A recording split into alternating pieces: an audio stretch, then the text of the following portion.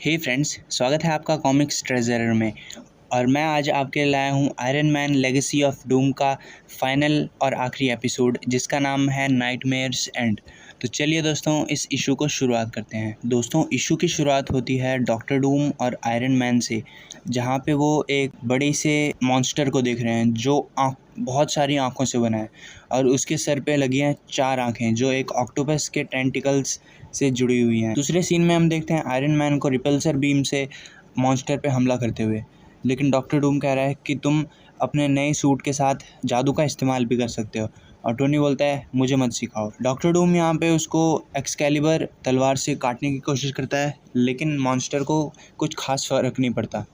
और यहाँ पे अगले सीन में हम देखते हैं कि डॉक्टर डूम और आयरन मैन दोनों एक साथ मिलकर उस पर हमला कर रहे हैं। सीन शिफ्ट होता है यहाँ पे और हम देखते हैं 2 एंटी टेरर फोर्स के गार्ड्स को जो लोकेशन की रक्षा करने के लिए मॉन्स्टर पे हमला कर रहे हैं, और मॉन्स्टर उनकी सोल्स को खींच लेता है उनकी आंखों के ज़रिए। और इस सीन को देख के आयरन मैन और डॉक्टर डूम बहुत डर जाते हैं, पर आयरन मैन यहाँ पे सीधा मॉन्स्टर की आंख को खींच के तोड़ने की कोशिश करता है, और यहाँ पे डॉक्टर डूम एक्सकैलिबर तलवार से उसको काटने की कोशिश करता है, लेकिन मॉन्स्टर को कुछ नहीं हुआ। और अगले सीन में हम देख सकते हैं मॉन्स्टर को एक शहर की तरफ भागते हुए, और आयरन मैन और डॉक्टर डूम उसका पीछा करते हैं। तो आयरन मैन बोलता है कि मैं इसको इतनी बार रिपल्सर बीम से मार चुका हूँ, लेकिन डॉक्टर डूम बोलता है कि तुम इस बार जादू की कोशिश भी कर सकते हो। तो आयरन मैन बोलता है ठीक है। तो डॉक्टर डूम बोलता है कि तुम्हें फोकस करना होगा, मैजिक में केवल विल और फोकस की ज़रूरत होती है। आयरन मैन बोलता है ठीक है, मैं कोशिश करता हूँ। यहाँ पे वो एक मैजिक बीम राक्षस के पैरों के पास मारता है, और उसके ग्राउंड में हम दरारों को देख सकते हैं। और उसी वक्त यहाँ पे डॉक्टर डूम अपनी एक्सकैलिबर तलवार से ग्राउंड पे एक ज़ोरदार हमला करता है, और वहाँ पे एक देख सकते हैं हम कि 100 फीट का गड्ढा हो जाता है दोस्तों, और वो मॉन्स्टर वहाँ पे उस 100 फीट के गड्ढे में गिर जाता है। आयरन मैन सोचता है कि शायद उन्होंने उस मॉन्स्टर को हरा दिया, लेकिन डॉक्टर डूम बोलता है कि ये इतना भी आसान नहीं है एवेंजर। और यहाँ पे हम देख सकते हैं कि डॉक्टर डूम उसे पिछली कहानी सुना रहा है आयरन मैन को, कि जब मुझे इस मॉन्स्टर के अर्थ पे अटैक की खबर मिली तो मैंने मैफिस्टो के साथ एक प्लान बनाया कि मैं उसे तुम्हें दे दूँगा, क्योंकि वो अपने मनोरंजन के लिए किसी न किसी को ढूंढता रहता है, और उसके बदले वो मुझे एक्सकैलिबर शार्ड और बैटन की लोकेशन बताएगा, जिसको मिला के मैं इस मॉन्स्टर को हरा पाता, जैसे मुझे मर्लिन ने कहा था। लेकिन जब तुमने ये एक्सकैलिबर स्क्वाड को अपने आर्मर के साथ जोड़ लिया, तो अब वो आखिरी ऑप्शन भी ख़त्म हो जाता है। तो दोस्तों, हम देखते हैं कि वो मॉन्स्टर उस गड्ढे से वापस आ चुका है, और आयरन मैन बोल रहा है कि यार हम इसका क्या करें। और अगले ही पल हम देखते हैं कि वो मॉन्स्टर सिटी पे हमला कर रहा है, जहाँ बहुत सारे लोग हैं, अपनी कार से देख रहे हैं उसको, और बहुत ज़्यादा हैरान हो रहे हैं और डर भी रहे हैं। आयरन मैन बोलता है कि ये इन लोगों पे क्यों हमला कर रहे हैं, इसको तो तुम्हारे लैटवेरिया पे हमला करना चाहिए ना, क्योंकि मैफिस्टो का ही मॉन्स्टर है। तो यहाँ पे डॉक्टर डूम बोलता है कि यार 5-6 साल पहले ना इवेंट में मैं पूरे अर्थ का एम्परर बन गया था या राजा बन गया था, और टेक्निकली ये जो सारे लोग हैं वो भी मेरी प्रजा थे। तो अब ये मॉन्स्टर मेरी प्रजा पे हमला कर रहा है, इसका मतलब ये लैटवेरिया नहीं, पूरे अर्थ पे हमला करने वाला है। और आयरन मैन बोलता है कि नहीं, मैं ऐसा नहीं होने दूंगा। और आयरन मैन उस मॉन्स्टर के पास जाके उस पर रिपल्सर बीम का एक बहुत ज़ोर का ब्लास्ट करता है, और यहाँ पे डॉक्टर डूम भी तलवार के साथ उससे लड़ रहा है। उतने ही देर में मर्लिन उनके सामने प्रकट हो जाता है। तो डॉक्टर डूम बोलता है मर्लिन तुम। डॉक्टर डूम उससे पूछता है कि ये राक्षस को हराया कैसे जाए। तो मर्लिन बोलता है आंसर अभी भी एक ही है, स्क्वाड और शार्ड को एक कर दो और इस पर एक ज़ोरदार हमला करो और मॉन्स्टर मर जाएगा। तुम सुन रहे हो ना मैं क्या कह रहा हूँ? और डॉक्टर डूम कहता है कि सुन तो रहा हूँ मैं। तो मर्लिन आयरन मैन की तरफ देख के बोलता है कि तुम तो जीनियस हो, तुम कुछ आइडिया दो। तो आयरन मैन बोलता है कि देखो अंकल, ये इतनी आसान बात भी नहीं है। जब तक स्क्वाड एक बैटन था तब तक तो ठीक था, लेकिन अब स्क्वाड मैं हूँ, लिटरली मैं हूँ।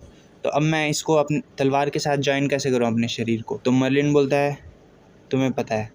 तो आयरन मैन बोलता है यार मुझे अब इसके लिए अपनी जान देनी पड़ेगी। आयरन मैन बोलता है कि मुझे पता था ये दिन ज़रूर आएगा, कि जब मुझे इंसानियत की रक्षा करने के लिए सबसे बड़ी कुर्बानी देनी पड़ी। लेकिन ये तो हार मानना हुआ और मैं कभी ऐसे हार नहीं मान सकता।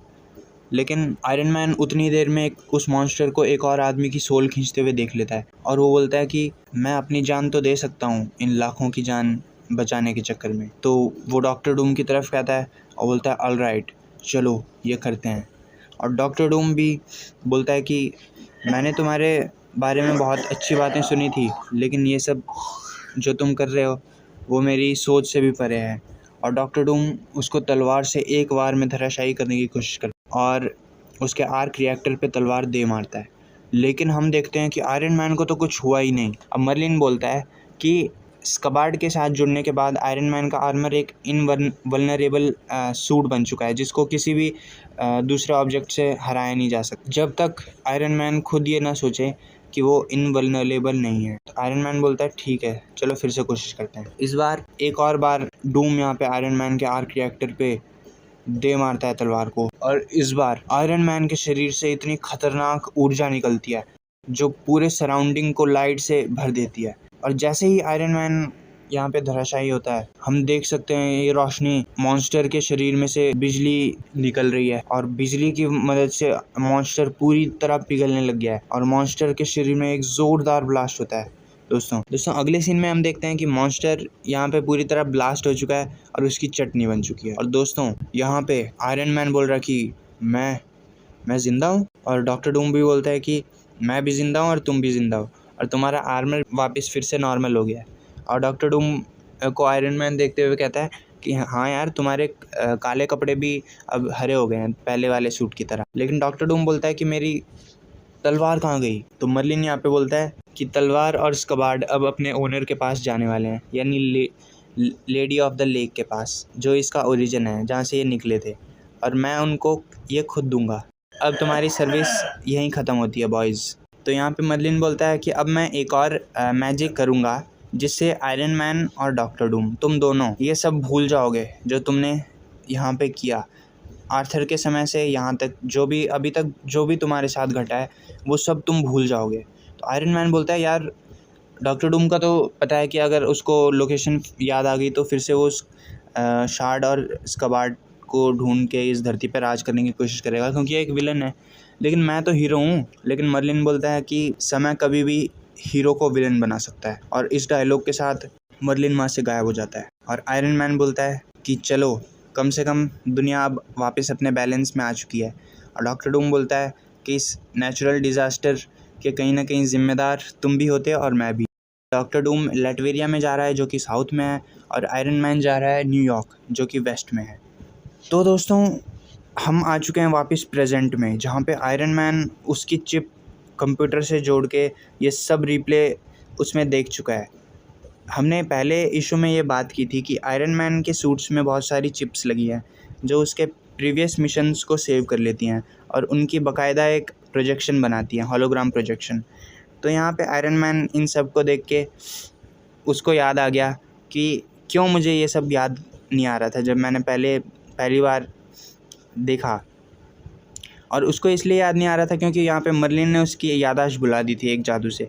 लेकिन मर्लिन को ये नहीं पता था कि यहाँ पे आयरन मैन के सूट में चिप्स लगी हुई हैं और वो सब कुछ सेव कर रहा है। तो आयरन मैन यहाँ पे जीनियस है, वो पीछे वाली यादों को कभी भुला नहीं पाता, इसलिए आयरन मैन ने ये सब किया यहाँ पे। और अगले सीन में हम देखते हैं कि मर्लिन के बारे में आयरन मैन सोच रहा है कि मर्लिन ने मुझ जैसे हीरो पे विश्वास नहीं किया, बताओ, अर्थ माइटिएस्ट एवेंजर पे।